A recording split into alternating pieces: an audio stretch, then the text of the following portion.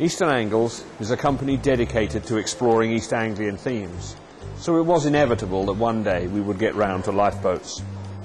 In 2003, Creative Partnerships, the new government scheme for exploring the arts in schools, asked us what children in North Norfolk could learn from our way of creating theatre for local touring. We suggested they follow us through a project that would involve local research, conducting a series of interviews, writing and devising a script, and finally rehearsing a piece of documentary theatre to take out on our circuit of community venues. The final piece of theatre would be professionally cast, designed and produced, as all our shows are. And since the lifeboats along the length of the East Anglian coast are renowned throughout the world for their history, bravery and range of operation, our project was right on our doorstep.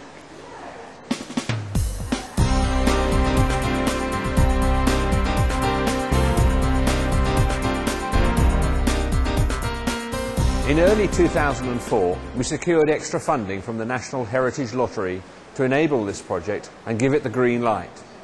First, we asked Sheringham Little Theatre to partner us in this, to provide a link with local schools and a stepping stone into the local community. They not only embraced the idea, but offered us the theatre for rehearsals as well as performance. In the summer of 2004, we began. But where would the drama come from?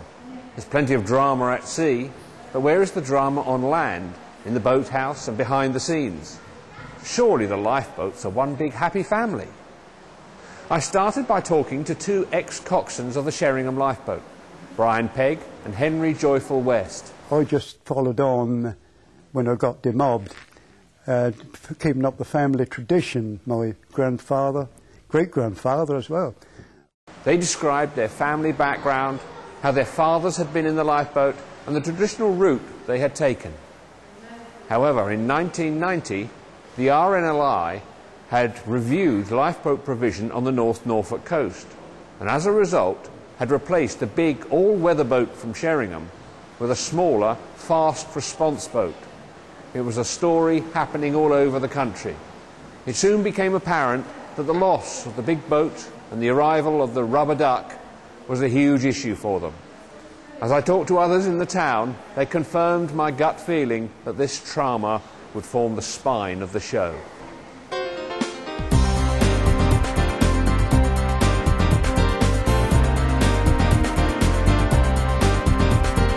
Meanwhile, the project was launched at Sheringham with a children's art event on the theme of lifeboats.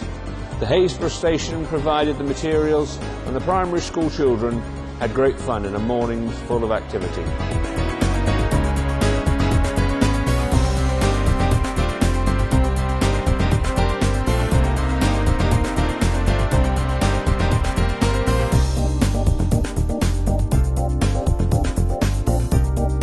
The cast embarked on a series of introductory workshops with the drama students in Year 9 of North Walsham High School.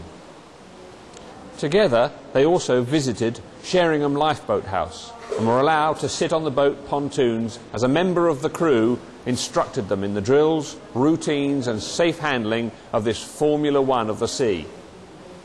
He described the changing nature of lifeboat rescues and how much of it nowadays was related to the leisure use of the sea, with windsurfers, yachtsmen, swimmers and water skiers commonly getting into trouble.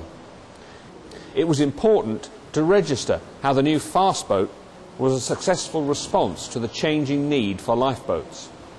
Further interviews were recorded in Wells, Cromer and Lowestoft, and a picture gradually emerged of the handover from one generation of lifeboatmen, principally fishermen with an instinctive understanding of the sea and boats, to a new, younger generation whose background was often more land-based. They usually required comprehensive training, not only in the old skills of navigation and seamanship, but also in the new demands of IT, first aid, radar and satellite navigation. And all of this had to fit into our new health and safety conscious world of risk assessments and training standards.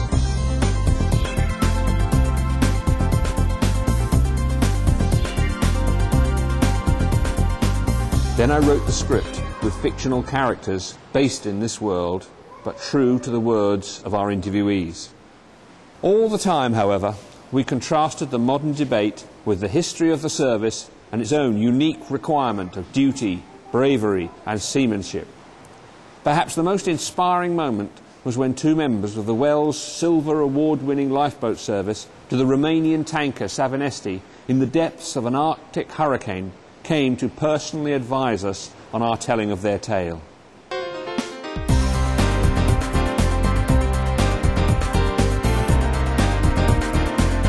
The show opened at the Seagull Theatre Lowestoft in March 2005.